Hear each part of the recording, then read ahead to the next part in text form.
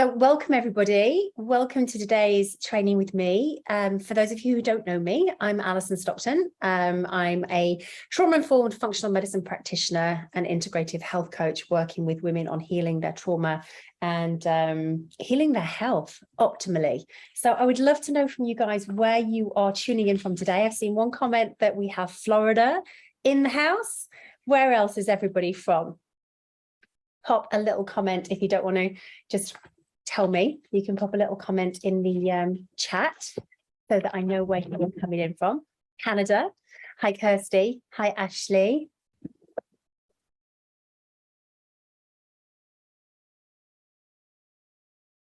Canada. Hi, Karen. North Carolina. Gorgeous. Hi, Carrie. I've never been to that part of the world. It is on my list of places to visit, especially Canada. Kirsty's from Edmonton and Carrington. Good, good. Amazing. Okay, so little housekeeping. We are recording this, so it can be transferred and then watched at a later stage. So I've got some notes because otherwise I will go off in tangents. And please do feel free to use the chat. I will keep it open on the side. And if you have any questions to ask as we go through, then I will try and look at them, but I will try not to deflect too much on there. Otherwise, I will get distracted and then we won't focus on the topic. So the topic of today is how trauma and chronic stress impacts your body and brain and how it can create a cascade of metabolic issues that arise if we live with ruminating unhealed trauma. So without going into any details, if you feel that you're in a safe space to share if you've experienced trauma, please do drop that in on the chat so that at least I know that when I'm talking about this, it has some relevance to you and you can understand where I'm coming from with that. Of course, if you prefer not to share, that's absolutely fine as well. We'll just give the info. I'll just share the information with you so we can go through. So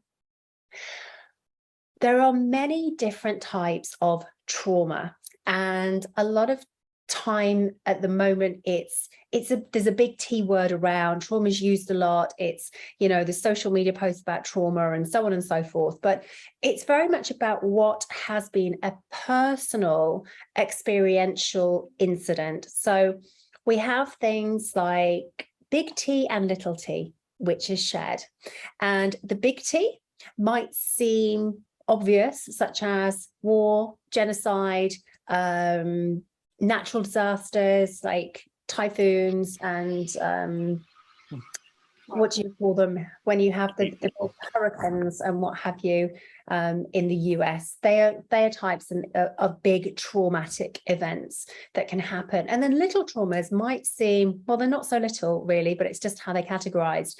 It could be adverse childhood experiences, it could be an abusive partner, it could be domestic violence, it could be a car accident, a divorce, separation, loss of job, those type of things. So those in themselves, the little T's, when they are systematically happening, it always seems that there's one thing after another, after another, after another, and then consequentially we have a lot of traumatic experiences that make us feel that it was a big deal, but we're made to feel that it wasn't a big deal. So thank you for sharing that, Ashley. That's very, very honest of you to share. So mental and emotional abuse is a big thing. We sometimes often see that domestic abuse needs to be violent. So if we have a black eye, a broken jaw, broken cheekbone, broken nose, then we can see that there's domestic violence. But what many people are still only just coming to awares of is there emotional abuse behind it. So belittling somebody all the time, making them feel like they're not worthy. That can happen in a loving relationship. It can also happen from parents. It can happen when the parents are belittling the child over and over and over again. It can be when the child doesn't feel loved, safe, and cared for. That also comes into action if any of you have heard of Maslow's law. So Maslow's hierarchy of needs. We need safety, we need stability, we need love, you know, we need to be fed, we need to be nurtured, we need to be taken care of as a child, which is all super important as we grow and develop into incredible human beings. And if that's not available for us, from a very small child, that in itself is an adverse childhood experiences, which alter and change our gene expression, which alter and change our DNA, which alter and change how we could have been and to how we are being. So all of these things, just a little background of what trauma is. So if you've experienced it for yourself, it's your experience, it's your personal experience of that situation. And it's how have you developed coping mechanisms, for example, to be able to deal with that through your life. So it can alter our character. So if we talk about adverse childhood experiences, it can instigate things like neurodivergence, such as ADD, ASI spectrum, and ADD. And then it also can start to create metabolic dysfunction in that very early age, such as diabetes type 1, for example. So it can alter that expression of our gut dysbiosis. And I've worked with clients who've had type 1 diabetes purely because they were constantly in survival mode. They were constantly on stress alert.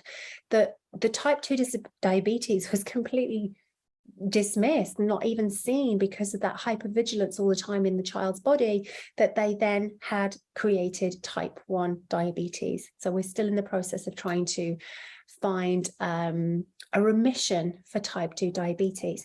And if there's anything specific that you would like to know about, please do also drop it in the comments, and then I'll try and answer that for you as well.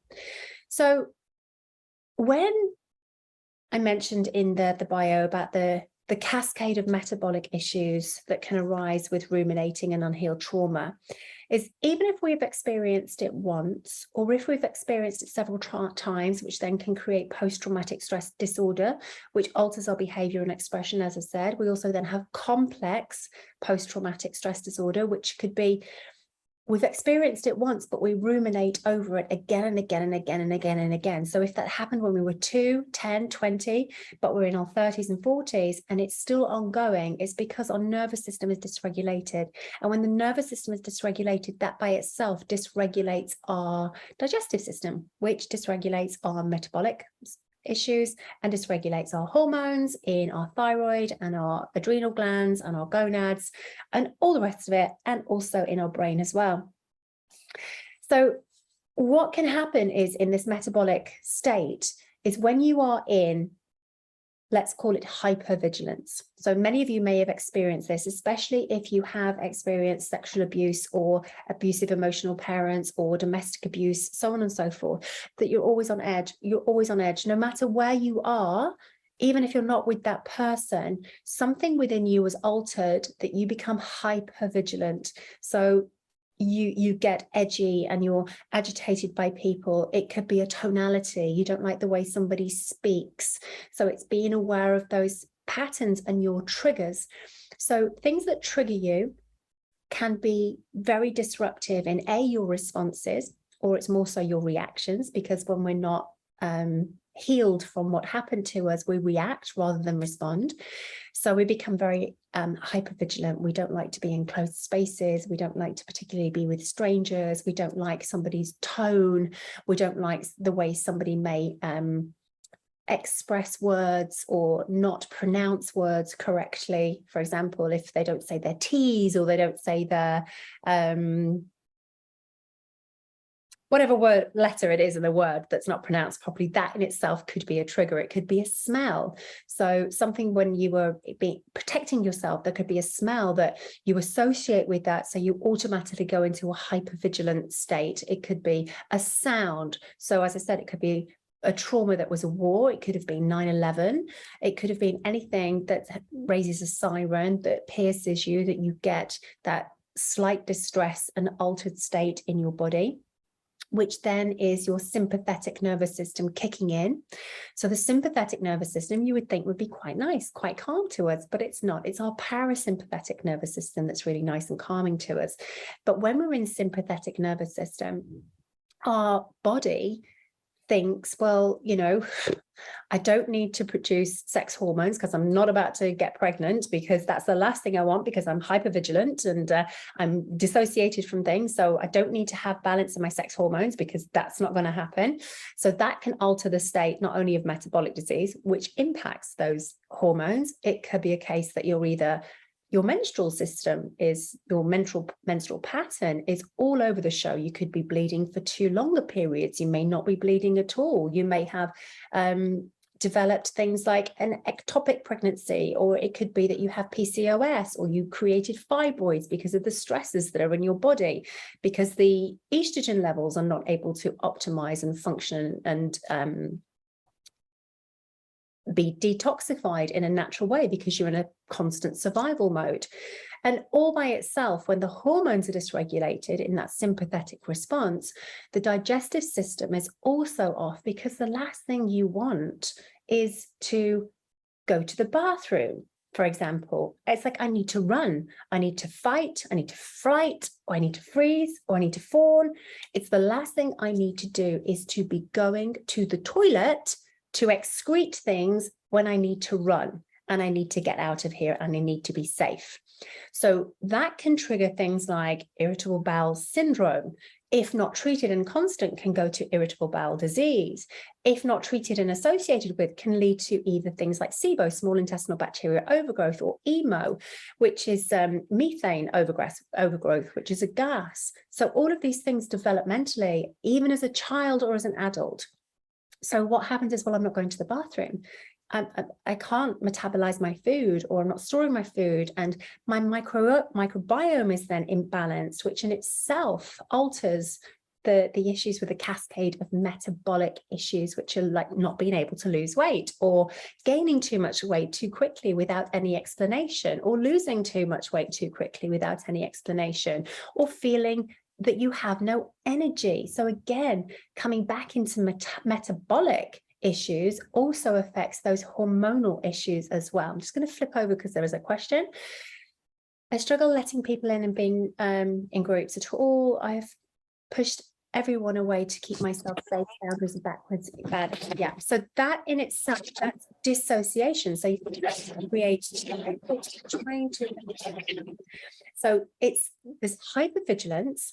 And then we have dissociation. So when we have been in a situation where we feel unsafe, threatened, vulnerable, then what happens is we dissociate from, we don't want to get to know somebody in case they may cause us harm. We don't want to get too close to somebody because they might find out the truth. We don't want to get too close to somebody because I'm ashamed and I carry guilt for what happened to me. Now that's normal. It's easy to say that we shouldn't carry guilt or shame, but we should. So from the journey of understanding my own journey, let me share with you why I don't just talk this. It's a life experienced part of why I do what I do as well. So I went through adverse childhood experience. We went through sexual abuse in the home with the family. We went through separation. We went through loss, grief, all the rest of it. Then there was shame about what's happened. Then there was a repeating pattern in a narcissistic relationship, both with my grandfather or my mother, so ancestral trauma. And then there was the same with my ex. Then there was the same. So we had narcissistic abuse, and then we had domestic abuse as well. So physically harmed, mentally harmed, and then moving into the phase where how can I heal so that I can help others to heal? Now, my journey was always as a personal trainer and then as a health coach, but not addressing what had happened to me. I would be asked, what's wrong with you? So at the age of 6 years old, being taken to a psychiatric doctor to find out what's wrong with me, rather than what happened to me, because as you say, there's dissociation, there was shame, there was guilt, there was hypervigilance, there was didn't want to interact. All of these health issues would start with having corticosteroids because I couldn't breathe properly. Then there was eczema. Then there was all this other integrated autoimmune, leading to Hashimoto's, which is hypothyroidism, having IBS, having SIBO, having fibromyalgia, having lots of autoimmune responses. And if any of you relate to any of these, then please do share in the comments as well. So it's how do we live a life in survival, managing to survive, but not thriving? The optimal point of our human existence is to procreate, but is also to be able to thrive in the process of doing so. But when we are in such a stressed state in our body, that sympathetic nervous system, it actually amazes me how some women are able to get pregnant because of the cascade of things that are going on in their body, but we do. And this is how we have been able to survive but not thrive. So the purpose of working through our traumas, and if anybody is activated in any way or feels triggered by anything that I've said, please do just either raise your hand, because I want to know that you're in a safe place and this is safe. And my intention is absolutely not to trigger or activate anybody. It's to share what responses can be from traumatic experiences and how that's our lived experience and how we can heal through it. And healing our body is one part. So please do, I want you to know that I want you to feel safe and I want you to feel secure and not feel dysregulated in any which way, shape or form.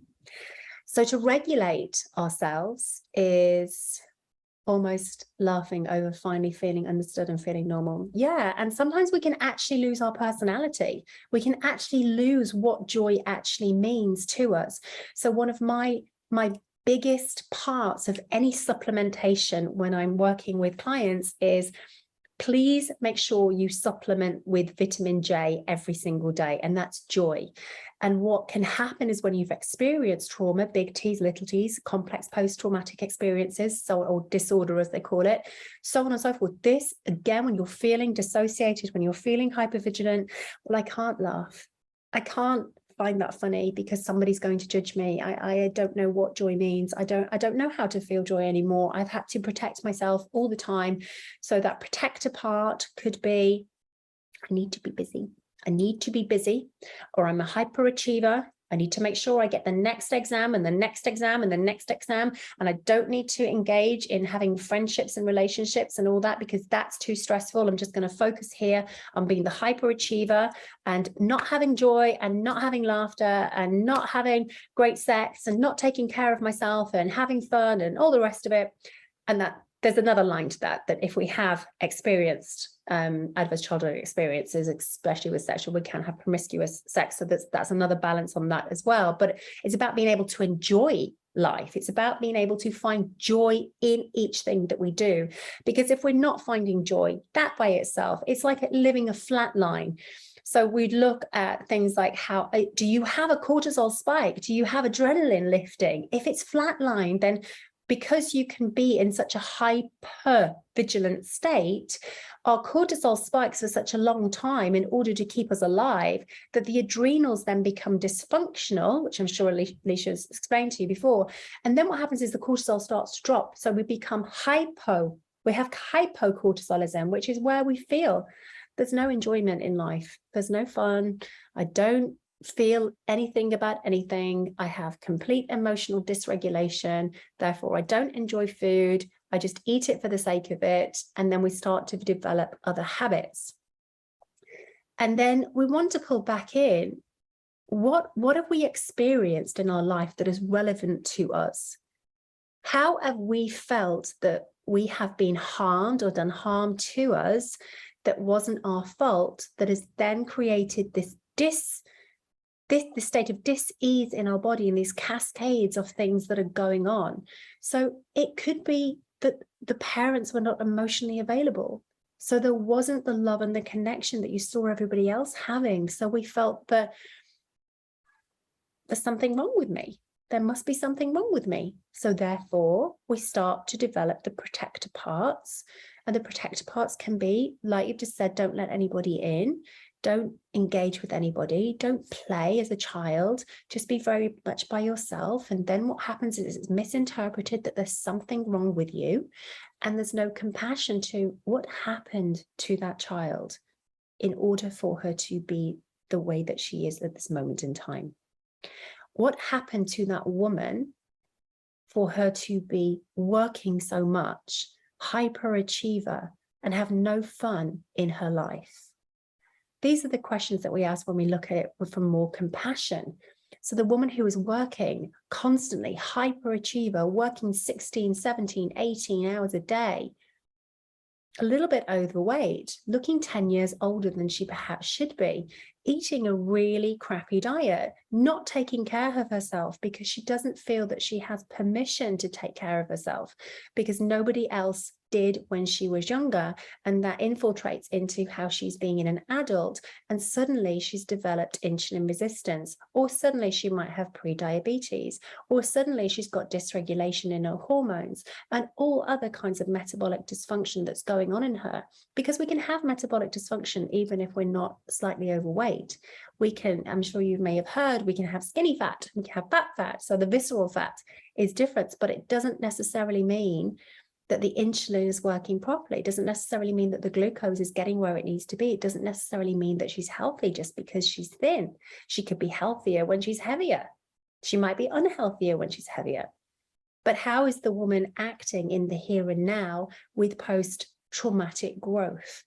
Is it a case that you're able to address what's happened to you in order for you to reach the next level of your health and your well-being? Because all by itself, ruminating thoughts deactivate your optimal health, because it then comes into a hypo or hyperthyroidism, which again affects the metabolic rate, which triggers IBS, can trigger SIBO because it's not functioning properly, and we need that to be optimal. It could be that they then haven't got adrenal function that is optimal, so we have dysfunctional adrenal glands. And the pattern goes on. So I just would love to know from you guys if any of this sounds familiar to anything that you can link through. So when we work with trauma coaching and functional medicine, we look through a timeline as how are you feeling right now? What are your symptoms? And when did these begin? And how can we connect it to what happened? And then how can we change? Not, remember, your memories will change all the time. Your memory of something will change all the time. So we're not going in and wiring the memory perhaps, but what we do is we replay the film and then we edit it so that it doesn't feel so stressful and so painful. So we work through that timeline of how can we alter that so that we can heal you in the here and now, and know that even if you've perhaps try to alter your health in the last 2 years, 2 decades, 4 decades, that nothing's worked for you then, because what hasn't happened is we haven't dealt with the root cause of why. And once we can deal with the root cause of why, we can slow down that sympathetic nervous response, that hypervigilance, that overachiever, overdoing, so on and so forth, not being safe, not being heard, not being seen. And then we start to heal the health, and then we start to build in that confidence. So your skin gets healthier. You actually are changing the biological age that's within you. So you can look at somebody who's highly, highly stressed and they look 10, 15 years older than their actual biological age. And when we start to go through the healing, especially with metabolic healing, we can actually alter the biological age as well as the physiological age. People start to look younger, start to feel healthier, start to feel happier, start to feel and enjoy joy in their life. So again, if you feel that you want to comment on here in these comments, please do let me know. So if there's nothing to ask me in here, I've spoken about understanding what the trauma is. I've spoken about how that can activate and dysregulate our digestive system, our metabolic function. It can also alter the microbiome in our body, which there are trillions and trillions and trillions in our body. That in itself alters our brain. So when you have experienced anything traumatic that hasn't been healed or had support with, or blocked and suppressed, that is even worse because it's suppressed. So it's in you, you know it, you haven't really dealt with it. It's like shoving everything in the cupboard or closet, as you may call it in the States and in Canada. So we put everything in the closet, and then we hope that we can close the door. And then we hope when we open it, it's not going to just come tumbling down. But if we close it for long enough, doesn't matter. We'll just ignore it. But when we open it, it's like it comes in, and it can hit us harder at a certain time, which can cause, you've heard people say they've probably got adrenal fatigue or burnout or so on and so forth. Actually, it's just they've suppressed those emotions for such a long time that they're living with it in survival mode, that in itself can dysregulate our potentiality of thriving in our life, because that also then impacts those who we have relationships with. It then impacts the families that we create. So if you are a mum and you have already trauma unhealed, the patterns and the protector parts that you used in your survival come out in your children. Don't do that. Don't do this. Don't do that. Don't behave that way. You can't do that. And all of these things start to come out in how we behave. If we've developed any disordered eating, if we've developed, a habit of drinking, or if we've developed a habit of smoking, or if we're so dissociated, what we can't do is be present with the kids, because we need to be doing the things that protect us, which, when we look back, they protected us at the time and they served a purpose. But when we come into the here and now, that protector part is actually quite damaging, because we're not being, in the here and now. We're not being fully present with who we are. We haven't discovered our own self-mastery and understanding and potentiology and uniqueness that's within us. All we tend to come back to is what's wrong with us. We look at our faults as opposed to what our uniqueness is. And that's really important. When we can tap into that and zone into it, then we start to heal literally on a cellular level. That's when we alter that DNA expression. That's when we become the greatest version of ourselves in the here and now. And that version alters and changes. But if we have no changes, we stay the same. And those patterns are then imparted onto others who we do eventually have relationships with, and those that we let in. So if we can heal those parts of things that, protect us, protector parts are things like dissociation, which I've mentioned before. It can be anger. So if we have this anger, it's when, if any of you know Joe Dispenza, and then there's the neuroscience part of it, but it's all interactive. So if you have something that angers you and we don't release that anger then becomes a mood, and the mood then becomes our personality. So we then become known as the moody, angry person. And then people forget that we're actually can be joyful and happy and laughing. But actually the part of us that had so much anger for so long, that became our personality, and that became the traits of who we are. And anger creates acidity in the body. Acidity dysregulates the metabolic system. Acidity causes disruption in the gut, all by itself, anger. So that could have been a protector part at that time to not let anybody in. Perhaps it served at one point, and perhaps it's not serving now. So people with anger tend to have ulcerative colitis. They have ulcers in their gut. They may create GERD, all of these different things, metabolic issues. And that's because that protector part was a protector at the time, and it kept them safe when needed. But then it's no longer serving the purpose anymore. You can be angry about the event or events that happened, but then how do we move through to actually forgive ourselves and not be angry with ourselves? We can be angry, but we don't need anger to become our personality, because it disrupts our entire health and well-being, mentally and physically. And then I spoke about becoming more reactive. So we react to situations. We may have a knee-jerk reaction, because when we are in a trauma, or whether we've just stepped out of it, no matter what it is, We can become reactive with anger because people don't understand. People don't understand us. People don't understand what's gone on. How would you know? And then what happens is that reaction again is like somebody else would back away, as opposed to when we learn to go through post-traumatic growth and heal ourselves and be completely humbled with ourselves and know that we are in the here and now, that how we are is responsive. And that comes into using emotional intelligence as well. And emotional intelligence is an amazing thing for healing the post-traumatic growth process and also healing our body, because when we can come into emotional intelligence, we can tap into the perception of that person and introception of how we're taking it on board, and therefore we can choose to respond, or we can just react. We can respond, or we can say, I'll come back to you on that later. And then we can think about it. You've given a response, but you haven't reacted. And therefore your nervous system, the parasympathetic nervous system, is more regulated. And when we have a greater level of emotional intelligence, we have a greater level of IQ as well. And when we're in that stage, our prefrontal cortex can actually compute. Because when we're constantly ruminating in trauma, anger, and reactive responses, the prefrontal cortex of the brain is off. And if the prefrontal cortex of the brain is off, then all by itself, it's dysregulating the body. It's like a whole system.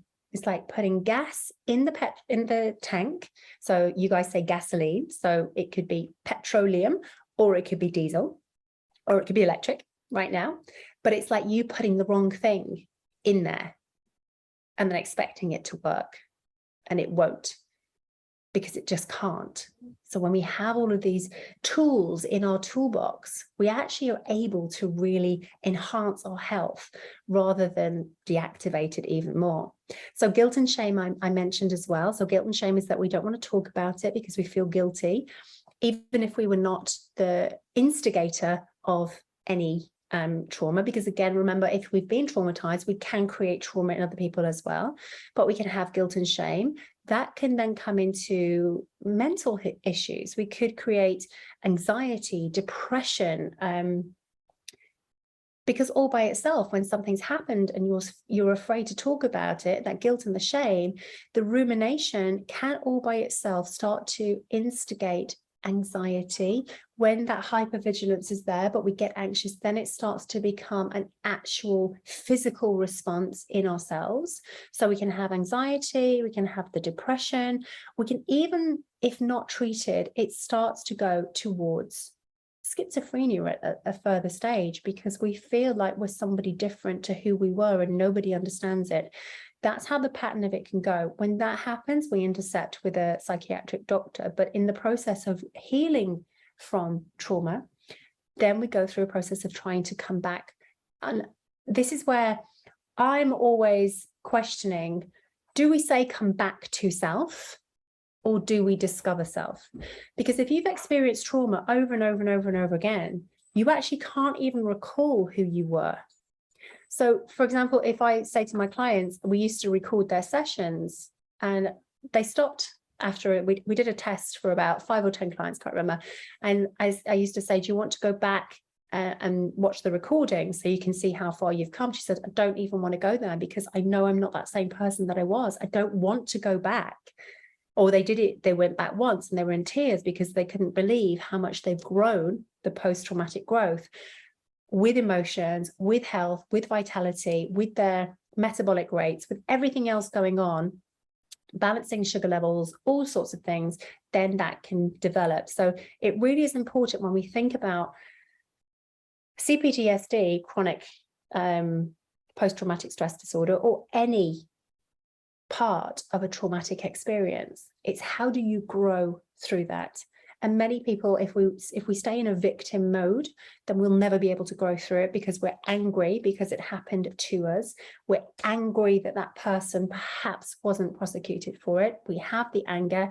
Then we can't grow because we stay in a victim mentality, which is no good for anybody. So when we can grow through that, we really start to heal ourselves, and then we start to lose the cynicism. So we stop criticizing ourselves, and we really can find, again, if you've been in an abusive relationship that's emotional, the constant criticism alters our brainwaves, because we start to think that we're not good enough. We start to think we can't do anything. We're no good for anything.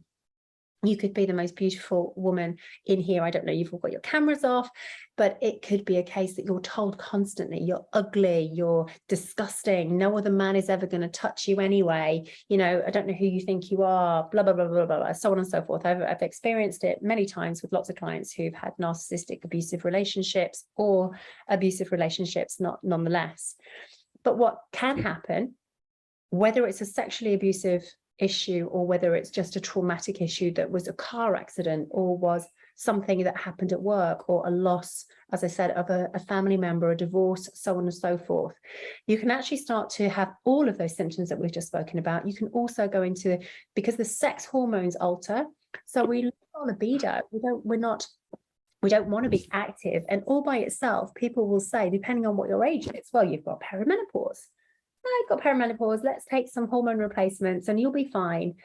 But actually it's not. My brain is not functioning properly. I'm offline. My nervous system is offline. I don't find enjoyment, which I've said before. I don't want to have sex with anybody. That's the last thing I want. I have no sex drive. It doesn't necessarily mean that you're in a perimenopause at 35 or 40. It could just mean that actually I need some support in this trauma healing, and I need some mental health support, because at this moment in time I'm in mental ill health, which all by itself again dysregulates our metabolic function, because we can't produce enough serotonin, we can't produce enough melatonin, we're not sleeping. So all by itself, we're not sleeping, our blood sugars alter, our cortisol levels alter, and therefore our adrenal levels alter. So it's all interconnected to what happened, and how can we then go from dysregulation to regulating. And it is about having self-compassion every single day. Tell me in the comments, who has a kind, caring, compassionate, self-loving, self-caring routine in the morning when you wake up? I would love to know.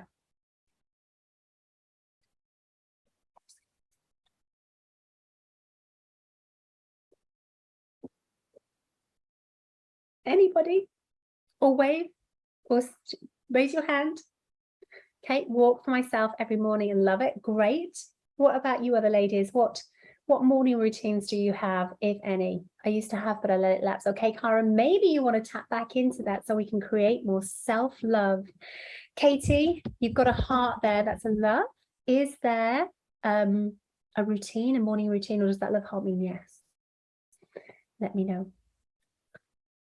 So a morning routine, and again, this is not about adding in toxic positivity, because if you are highly stressed, hypervigilant, dissociated, having mental ill health issues, suffering with depression, suffering with anxiety, again, it alters our state, our metabolic state, and our DNA and cellular responses.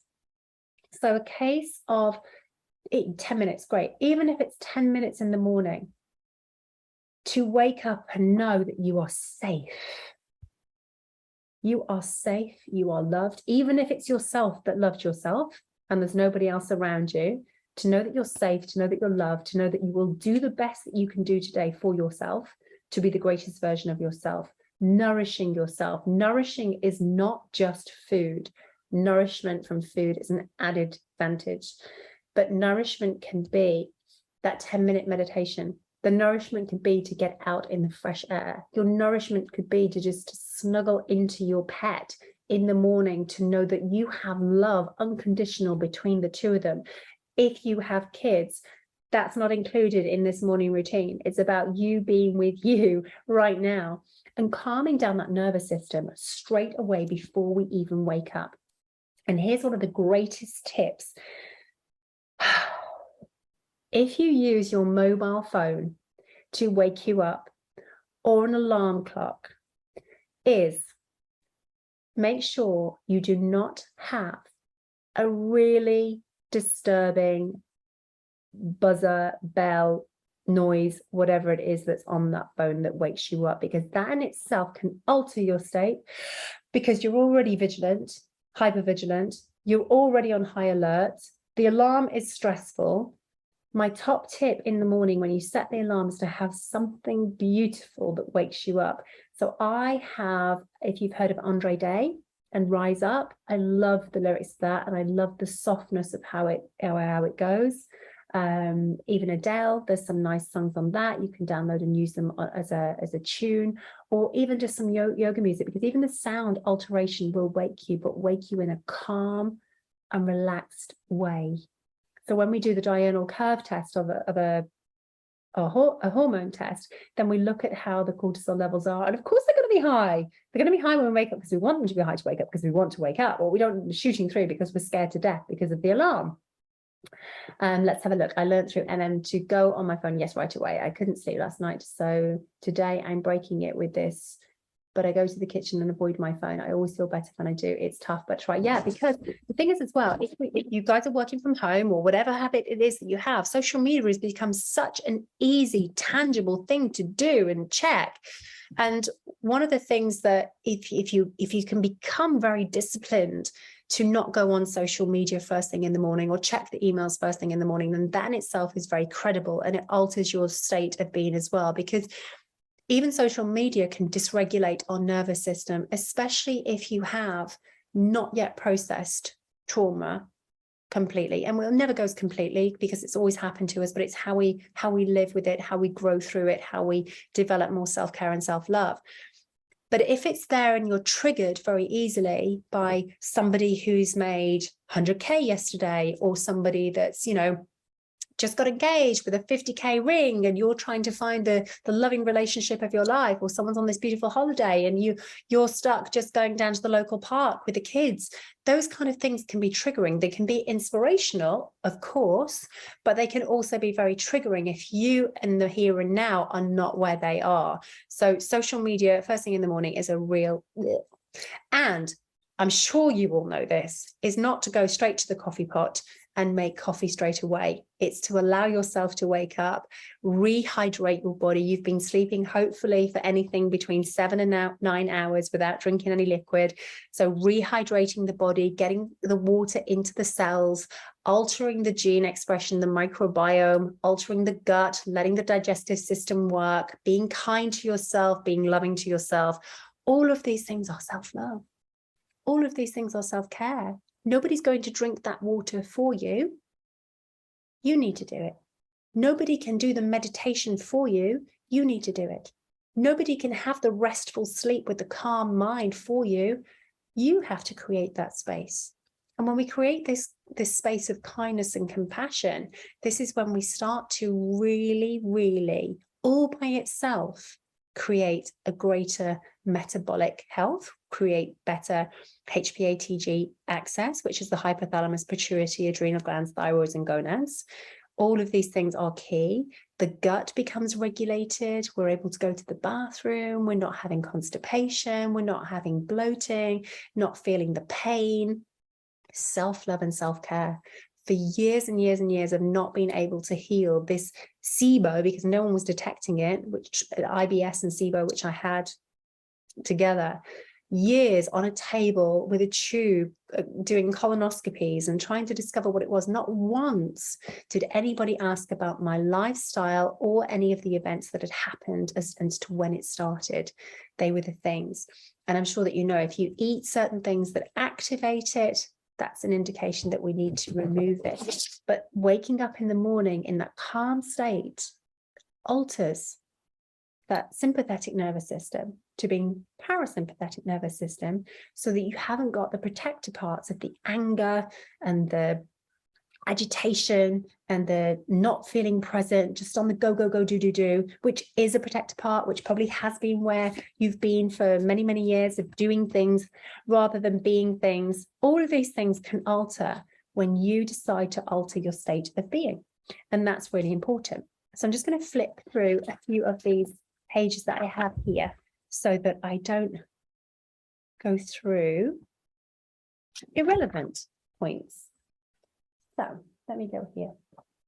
So this is what I wanted to share with you, just tapping into that. So this is a quote by Judith Herman, and it's: traumatic events are extraordinary, not because they occur rarely, but rather because they overwhelm the ordinary human adaptations to life. So we are human beings. How we are being is altered by an event that occurred, maybe once, maybe twice, maybe several times. But who we are being after the event is imperative to who we decide to be and become. Because everybody is unique and we all have stories and we all have parts of us that we want to heal. But when the protector parts become almost as dangerous as they were, as they are now, as they protected us then. Let me restart that sentence. The protector parts protected us then and they kept us safe.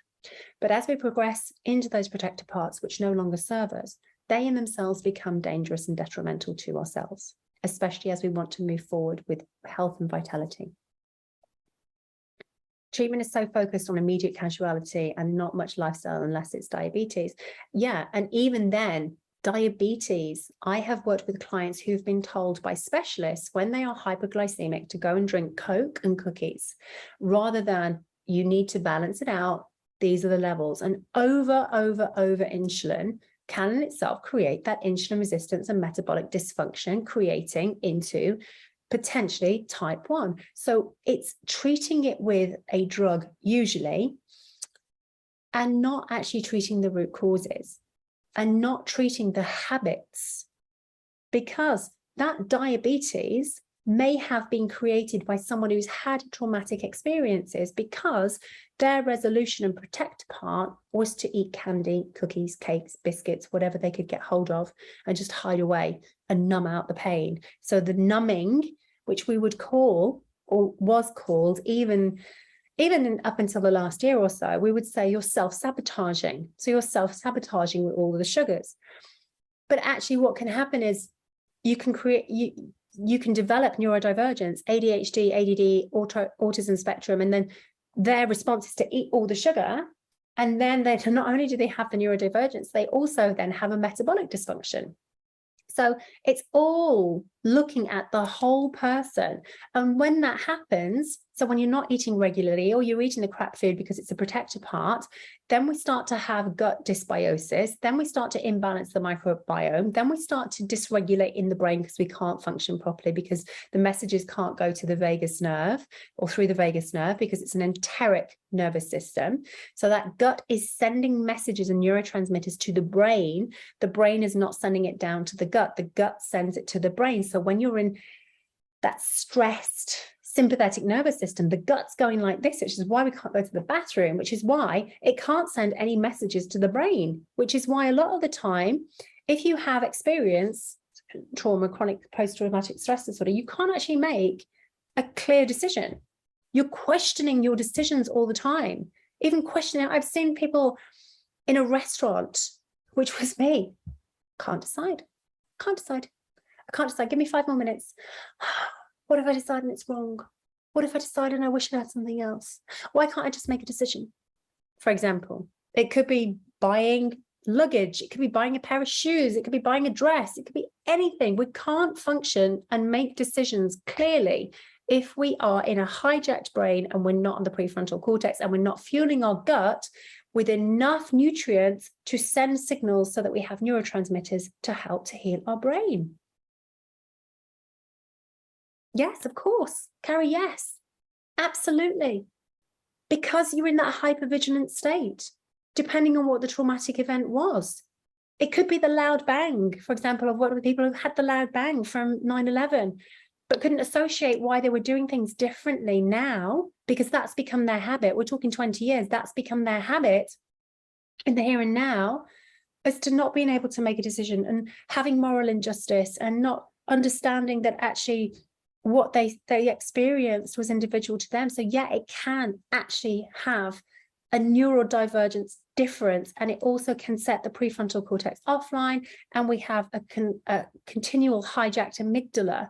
So we feel fear, so we can't make a decision for ourselves. Can we do this? Can we not do this? Oh my gosh, it's just too hard to make a decision. So my brain goes into overwhelm. So actually what I'm going to do, I'm not going to make any decision at all. Then I'm just going to walk away from it. Then I'm walking away from it thinking, why did I not make a decision? I wish I just made a decision. If I could have just made a decision, everything would have been sorted. Now it's not sorted. Now I have to go into it again. It's exhaustive. So when we go through post-traumatic growth, when we're able to focus on the self-care, the self-love, and the nurturing, we are able to have stronger, healthier, more diverse health in our bodies. We are able to have greater coping mechanisms. We're able to become a thriver rather than a survivor. We're able to think clearer. We lose brain fog. We're able to feel healthy.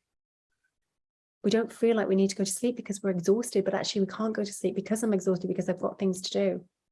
I'm actually sleeping at nighttime rather than being exhausted and going to bed and not being able to sleep because things are ruminating over in my head again and again and again, making my brain feel overwhelmed, making me feel like I just want someone to take my brain out of my head and take it on a vacation for a little while.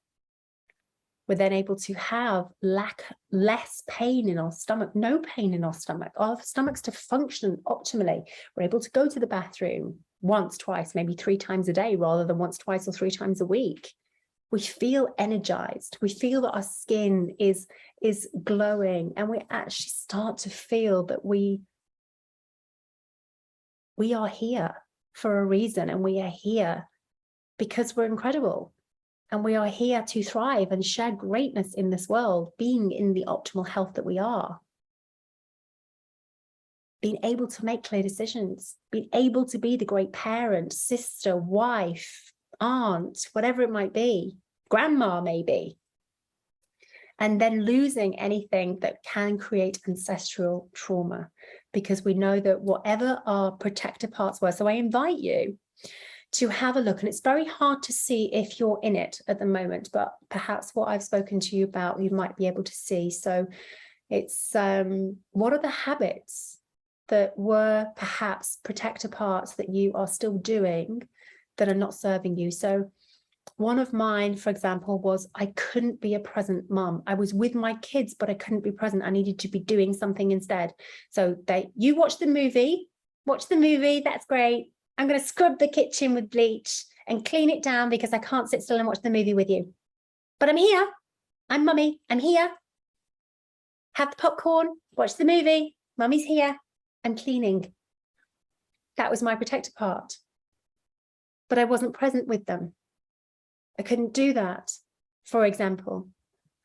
So what other parts are protector parts? Don't help me. No, don't help me. I will do that by myself. I don't need any help. No, I'm fine. No, I'm fine. Nobody ever helps me. Why does nobody ever help me? Do you know, it really irritates me that nobody ever helps me. I wish somebody would just offer some help. But when they offer it, you don't want it because it's a protector part, because you want to be the hyperachiever, you want to do it yourself, you want to just be able to do it yourself, and anybody else that interferes is just going to irritate you, and then you're going to be reactive, you might get angry, and then it's okay. Actually, but nobody asks me for any help, offers me any help. Well, is that a protector part? Is a protector part, well, I've had such a stressful day that I need to have a glass of wine. I've had such a stressful day that I need to eat this shitty food because it's going to make me feel better, but tomorrow it's going to make me feel crap. And is it a case of, well, actually, I really like a glass of wine, but I don't need it right now. So I'm just going to wait till the weekend so I'm actually really relaxed. No, I don't really need to eat that food because that's my emotional response, because I feel like it numbs me out. But then actually I feel really crappy the next day because then my gut is all off-centered. My brain can't function. I feel like I've got a hangover from the food. What are the protector parts that you have? Is it anger? Do you get irritated very quickly?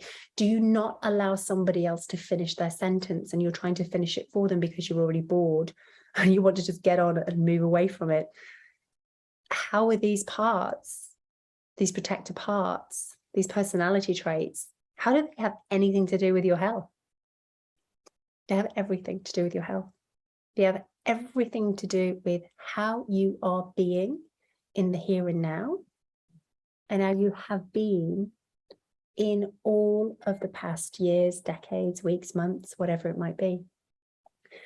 And I also use something called positive intelligence. So it's a positive intelligence coaching part, which is, you know, many of the positive psychology, but also normal psychology, also psychiatric imparts into it. And we look at the saboteurs. So we call them saboteurs of what is it that's kept us in these zones. And then we have the sage. So we look, when we know better, we do better. When we know better, we do better. When we understand ourselves, we can alter if we feel that we don't like it. It's almost like an outer personal experience that we video ourselves, or we replay the memory, and remember, the memory isn't always as it was in the here and now, but we go back and then there might be bits added, there might be bits missing.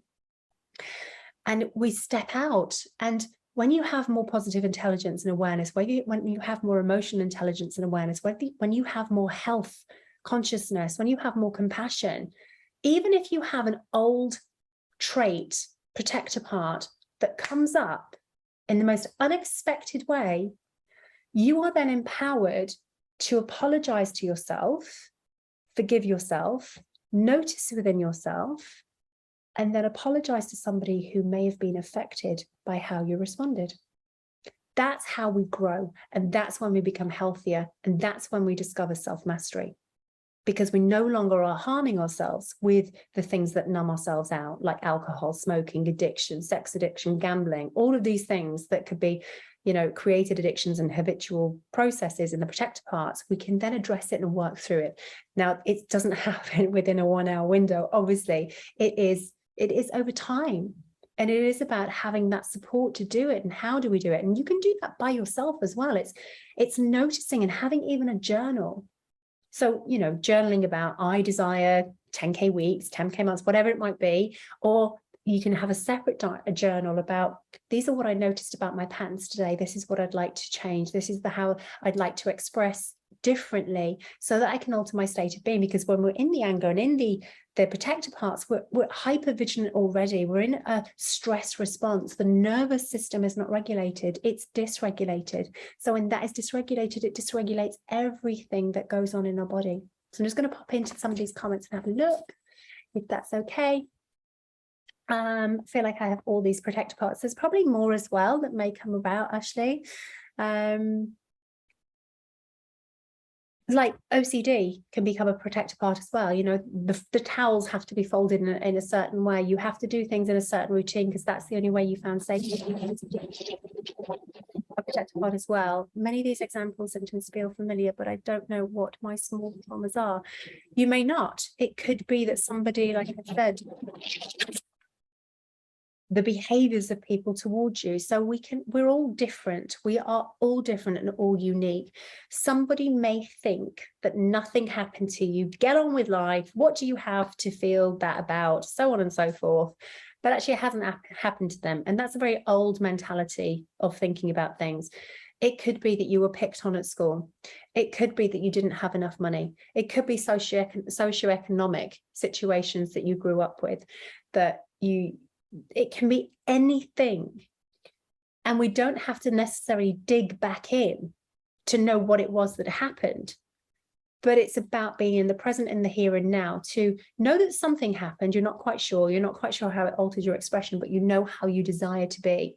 So therefore you're going to alter where you want to be in the future. We can't alter the timeline itself. We can alter memories from the timeline. We can, you know, adjust it. Like I said, like a movie, you can play, record, you can be your own director, and then you can move it forward in there.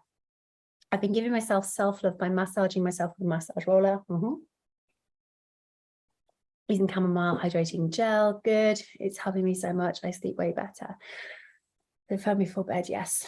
And when I get up, I started a new app, digital detox, recently, because I learned how important this is through, yesterday I was triggered by a client's grief, it was too familiar to my own grief and expression. So it's important, if you noticed a client's grief and it activated something in you, then there's nothing to say that you cannot be empathetic and sympathetic, but there would be something there that's perhaps still requires a little bit of attention and healing for you to be able to free yourself from it a little bit more.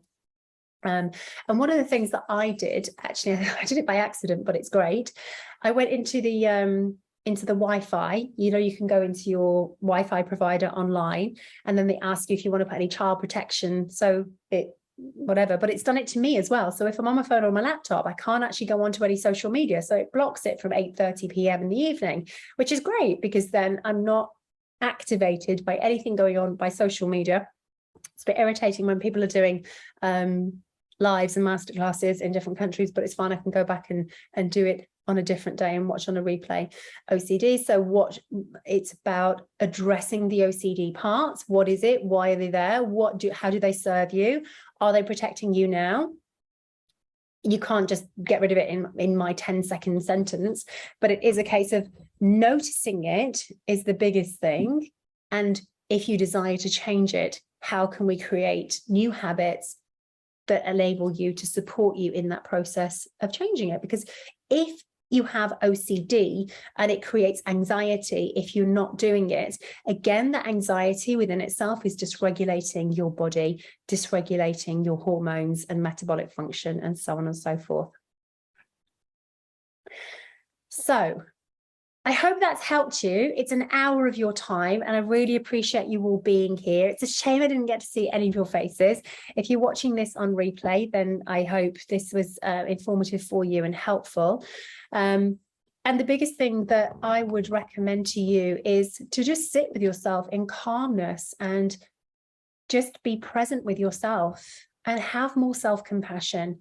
Notice how you can create greater emotional intelligence for yourself impacts those around you, creating greater health habits for yourself, routines, practices, whatever you want to call it, for yourself, impacts others.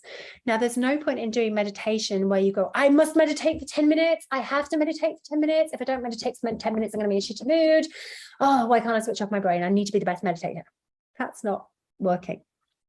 It's not helping anybody. It just creates this like anxiety. Or going to yoga, I need to be the best yoga. I need to be the best at the yoga in that class. I need to do it. Actually, I'm just here because I want to feel free in my body. I want to flow.